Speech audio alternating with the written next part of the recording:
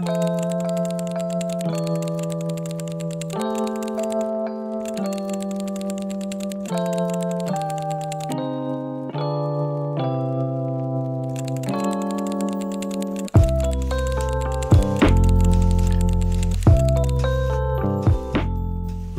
me show you. Ukážem vám, ako vyzerá moja kancelária momentálne.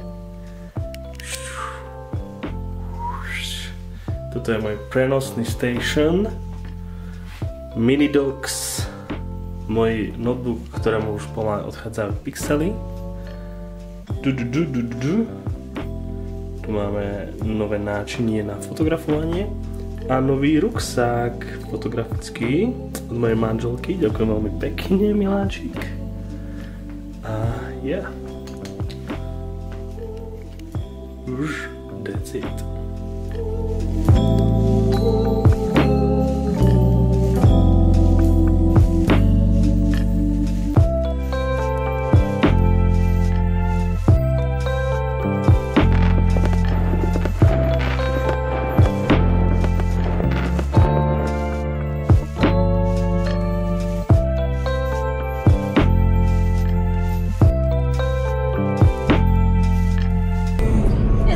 Prvý ideme domov pobytu u mojich rodičov.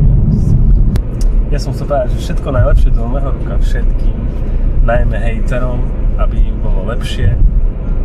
Ty nemáš ešte hejterov, ešte nie si taký dobrý, ja nemám hejterov, ja si myslím, že už som si jedného hejtera spravil, čo bol môj najväčší fanúšik. Kto? Obinečko. Hej? No. Aj, to je smutné. Jo, je to veľmi smutné. Obinečko, chýbaš mi. To ani mne nehovorí, halo. No ty mi nemáš kedy chýbať, s tým som stále. Všetko je super. U našich nebolo super, mal som dovolenku. Neviem, či aj Miškovi bolo super. Miškovi bolo super. Až na to, že som ochorel. Ale jediné blbé je, že Miško ochorel. Mali sme ísť spolu na wellness a radšej ochorel. Už si rozmyslela ty one? Predsavzatia na nový rok. Áno, veď som ti hovorila. A nechceš nejaké zdieľať so svetom, aby mal svet? Aby som bola komitnutá k tomu, už to potom to držať. Presne. Mňa ma všetci vysmejú. Presne.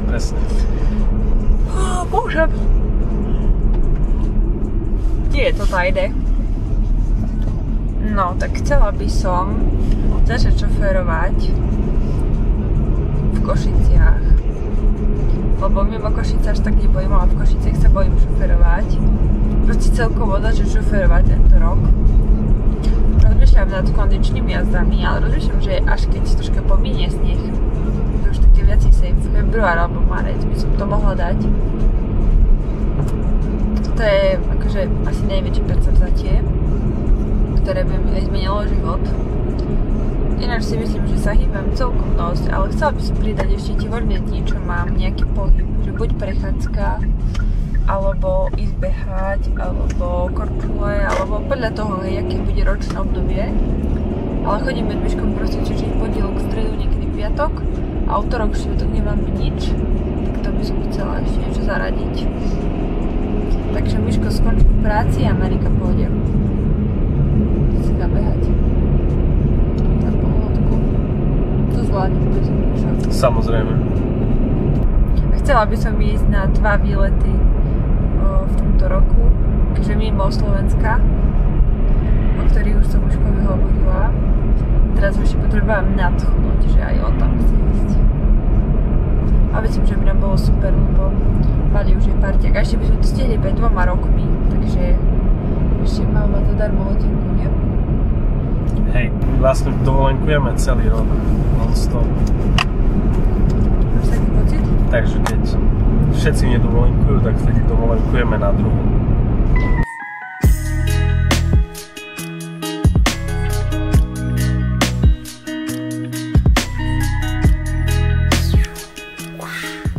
A takto nejak vyzerá môj domáci setup.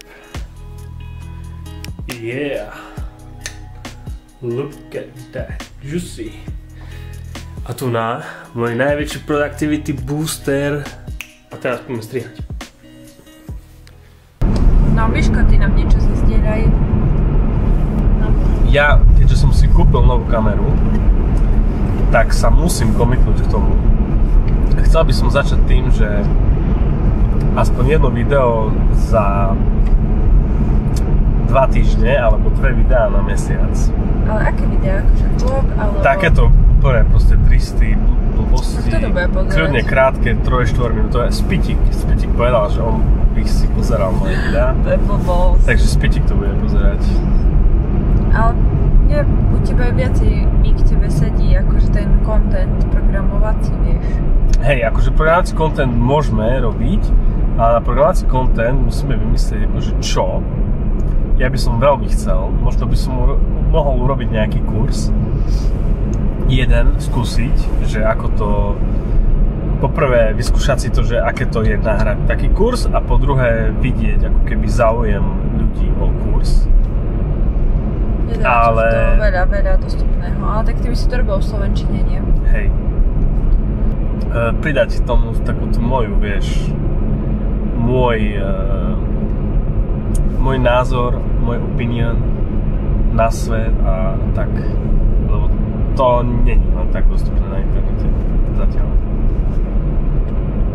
TikToky a tieto veci, to sa neráta, hej? To sa neráta, to budeme robiť iba keď bude. Keď budú nejaké tieto zo streamu, nejaké prechty, Tak tam dáš, a keď tak nie, ich tam dám a keď nebudú, tak ich tam nedám.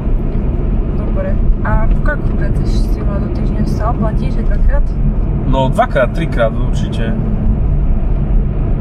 Otázka je, že čo, lebo akurát sme skončili projekt a je čas začať nový projekt. No, ideme na diaľnicu, už asi nebude počuť nič, iba motor. Pravda. Tak, ďakujem. Tak ešte máš nejaké rýchlo povedz? Čo? Priania, predsavzatia. Prianie. Mám prianie, aby sme boli všetci šťastní a spokojní a aby nám všetko, po čom túžime, vyšlo. 2025 rok je náš. Tým.